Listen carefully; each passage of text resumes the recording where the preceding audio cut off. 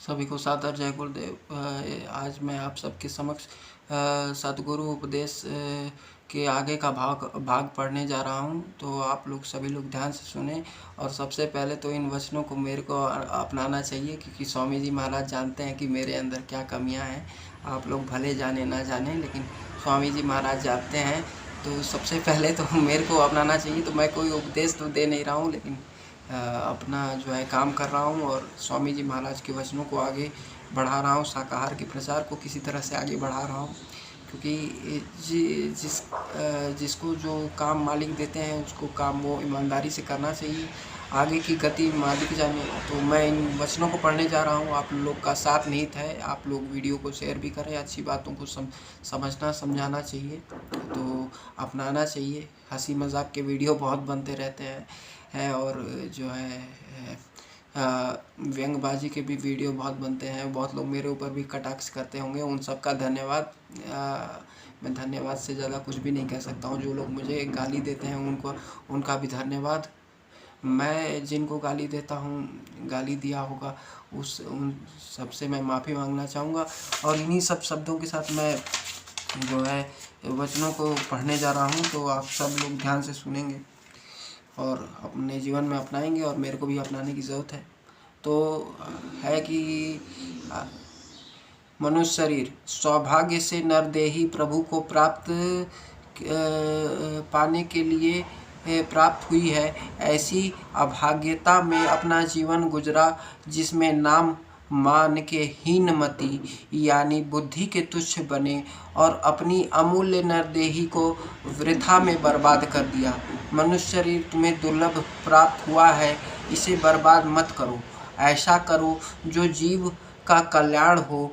आज मेरी बात मान लें, संत सतगुरु की शरण पकड़ लें, जिससे तेरा मनुष्य जीवन में आकर कुछ काम बन जाए, आत्मा की गति हो जाए। बिना संत शरणागति नहीं होगी। मनुष्य जीवन में होकर होशियारी तुम्हारी यही है कि तुम अपना काम कर लो। अपना काम यह कि सूरत आँखों के पीछे बैठी है, उसे उठाकर अंतर में चलो और परम पद को प्राप्त कर लो। तो ये सब बातें हैं कि वो कह रहे हैं कि सौभाग्य से ये नरदेही मिली है और हम व्यथा की जो है चीज़ों में अपना समय बर्बाद कर रहे हैं।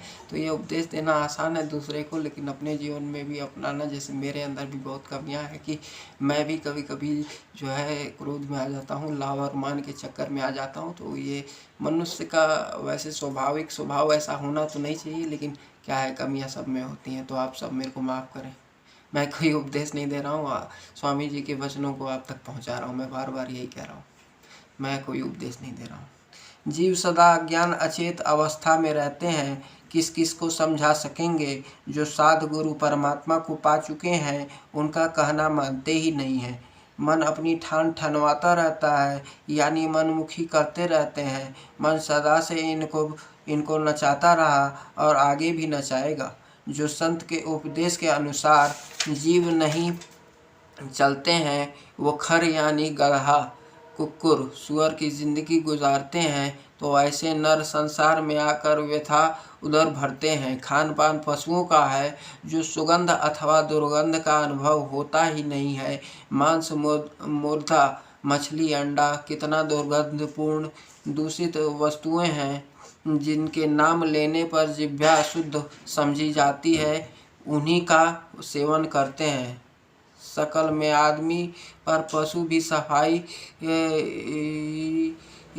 से रहते हैं। गाय, भैंस, बकरी, खरगोश, हिरण आदि जानवर अच्छे हैं, जो घास चर कर अपना पेट भरते हैं। इंसान अच्छा नहीं है जो मुर्दा खाए। ऐसे कर्मी जीव मनमुख रहते हैं। जब जमपुरी पहुँचेंगे तब उन्हें होश होगा, और वहाँ पहुंचकर दिन में चैन न रात्रि को त्राहि त्राहि करते रहेंगे। उनकी कोई फरियाद नहीं सुनी जाएगी, क्योंकि यहाँ जीवों की फरियाद सुनते ही नहीं हैं। उन्हें विषय विकारों के लिए जो भी प्राप्त हो खाते पीते रहते हैं। ऐसे जीव यमलोक में निश्चय जाएंगे। अनेकों जन्मों 84 भोगते रहेंगे। इनको फिर से यह शरीर प्राप्त नहीं होता है। दुख और पीड़ाओं की आग में सदा पड़े रहते हैं। दुनिया के लोग संत महात्माओं का उपदेश हित और चित्त से कोई नहीं सुनते हैं और न समझते हैं। यद्यपि कभी परमात्मा के बारे में कहा भी जाए तो सुन भी लेते हैं, लेकिन अनसुनी कर देते हैं और क्या विचारते हैं कि कलयुग में परमात्मा का पाना असंभव है। इसलिए क्यों न दुनिया की दौलत इकट्ठी कर ली जाए और इस सुख क्यों न उठा लिया जाए। इस प्रकार की विचारधारा उठाकर ईश्वर के संबंध में खोज समाप्त कर देते हैं और अपना कीमती समय संसार की नाशवान वस्तुओं के साथ व्यय कर देते हैं। इसी दौलत के अचानक समय में काल भगवान की परवाना यानी वारंट जारी हो जाता है कि अमुक व्यक्ति के शरीर का विनाश कर दिया जाए और उसकी सूरत को हमारे पास ले आओ। जब उसका वारंट उस व्यक्ति के लिए आ पहुंचा और संदेश सुनाया कि तुमको लेने के लिए आए हैं, उसी समय उस मनुष्य के होश और हवास गुम हो जाते हैं और जोर जोर से चिल्लाते हैं, तुम स्त्री, वो बच्चे, माता पिता, दोस्त मित्र तथा भाई बिरादरी के अब आकर बचाओ। पर ऐसी अवस्था में उनकी कोई मदद नहीं करता है और वे लोग इसको पकड़कर ले जाते हैं।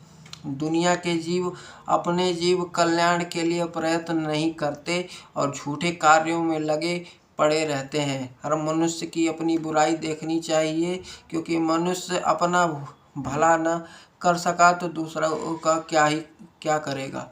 मनुष्य यह समझ लेता है कि मुझे मरना नहीं है, मरने को याद कर ले तो शायद बुराई की तरफ न जाए। मनुष्य के आचरण बहुत खराब हो चुके हैं।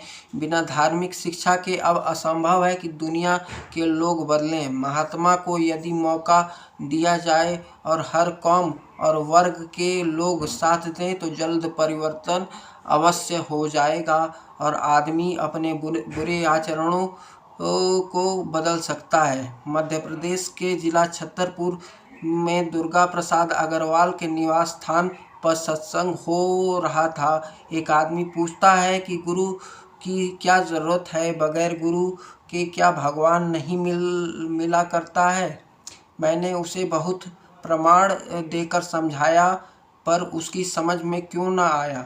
कारण यह था कि वह आदमी स्वेच्छाचारी था, किसी के बंधन में नहीं आना चाहता था। स्वेच्छाचारी जीव बंधन में नहीं आना चाहते हैं ताकि उनके आनंद में विघ्न बाधा ना हो।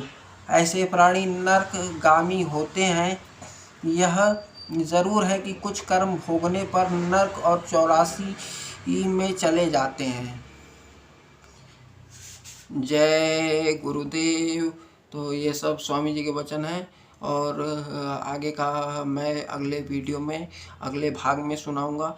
तब तक के लिए आप लोग जो है नाम ध्वनि करते रहें और ध्यान भजन करते रहें, शाकाहारी सदाचारी लोगों को बनाते रहें, खुद भी रहें। और लोगों से मेरी हाथ जोड़ करके ये प्रार्थना है कि लोग शाकाहारी सदाचारी रहें और नशा मुक्त रहें और किसी की बहन बेटी के साथ गलत व्यवहार, दुर्व्यवहार, गलत छेड़छाड़ ना करें और धर्म के रास्ते पर चलते रहें। इन्हीं शब्दों के साथ जय गुरुदेव, जय गुरुदेव।